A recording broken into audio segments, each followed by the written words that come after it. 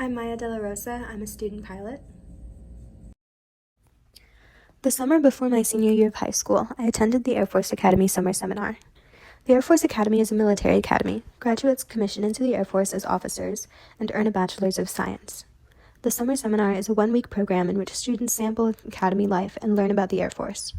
At the time, the Air Force caught my interest because of its opportunities for leadership development and research in science and technology. However, I soon learned that the Air Force Academy is the home of cadets with a passion for service and a desire to fly. USAFA cadets are given priority in selection for pilot training, and cadets say, if you have a pulse and want to fly, you can as a USAFA grad. Almost every introductory conversation at USAFA began, so do you want to fly? That week, I saw helicopter landings and flyovers. I toured the Aerospace Engineering Research Center. I walked around the hangars, and for the first time, I had conversations with pilots, and I was impressed by their confidence and intelligence. By the end of my time there, I had caught the flying bug. When asked whether I wanted to fly, I answered, yes. During my senior year, I settled on aerospace engineering as my desired college major, but I was conflicted on whether I wanted to be a pilot or an engineer. Then I discovered the world of test. As I learned more about test pilots and test engineers, I appreciated the marriage of engineering, flying, and service, and I decided that's what I wanted to do in the Air Force. In April, NASA announced the crew for Artemis 2, which will take astronauts back to the moon, while the greater Artemis mission is to bring humans to Mars. I fell down a rabbit hole learning about the crew, the current astronaut corps, the astronaut selection process, and past astronauts on NASA missions. In early NASA history, experience as a military test pilot was required to become an astronaut. Today, flight experience is still recommended, and astronauts still undergo flight training. In the 2030s, when NASA hopes to take humans to Mars, I will be prime astronaut age, and I will be remiss if I am not ready for departure.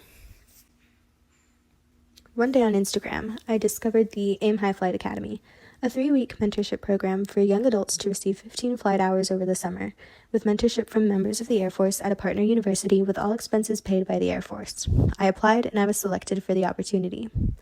My session was held in Mesa, Arizona at the University of North Dakota, flying the mighty Piper Archer. The more I did it, the more I grew to love flying. Walking down the flight line, giving the stabulator or the ailerons a good shake, crouching under the wing to sump the fuel, touching the prop.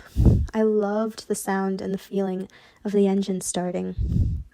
I love going full throttle for takeoff, though I don't love taking off after an Airbus. I love looking for the water tower to enter the downwind. I love taxiing, though I've never taxied at an appropriate speed. Is 20 knots too much for a turn on to hotel? I love hopping off the wing at the end of a flight. I love making radio calls. As a Formula One fan, talking to ATC makes me feel like a race car driver talking to my race engineer. I love learning about planes, their aerodynamics, their engines. I love that I know what a carburetor does now. I get excited every time I see a plane, and I'm constantly on ForeFlight checking the MEDARs and NOTAMs at local airports or Kiwa, where I did my flight training, and listening to live ATC. I love flying because it's the hardest thing I've ever done. While I was at the academy, I climbed into a T-38, and I decided that one day I would fly one. I met a U-2 pilot, and I decided that I wanted to join the few that fly on reconnaissance missions more than 70,000 feet above the Earth's surface in a full pressure suit, alone, unarmed, and unafraid. I also visited Luke Air Force Base. There, I met fighter pilots, and I became infatuated with the F-35, gaping into the space where its engine lies and walking under its wing. Before I can join a flying squadron, though, I gotta earn a private pilot's license. This fall, I'm entering the University of Colorado at Boulder as a freshman. I will be an Air Force ROTC cadet aspiring to graduate with a commission into the Air Force, an officer selected for pilot training. To increase competitiveness for pilot selection in the Air Force, a pilot can rack up more hours or obtain a private pilot's license.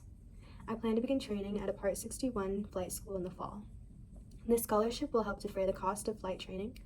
Getting a PPL is the first step towards realizing my dream of becoming a military pilot, selected eventually for test pilot school and to fly the U-2, and later, of becoming an astronaut.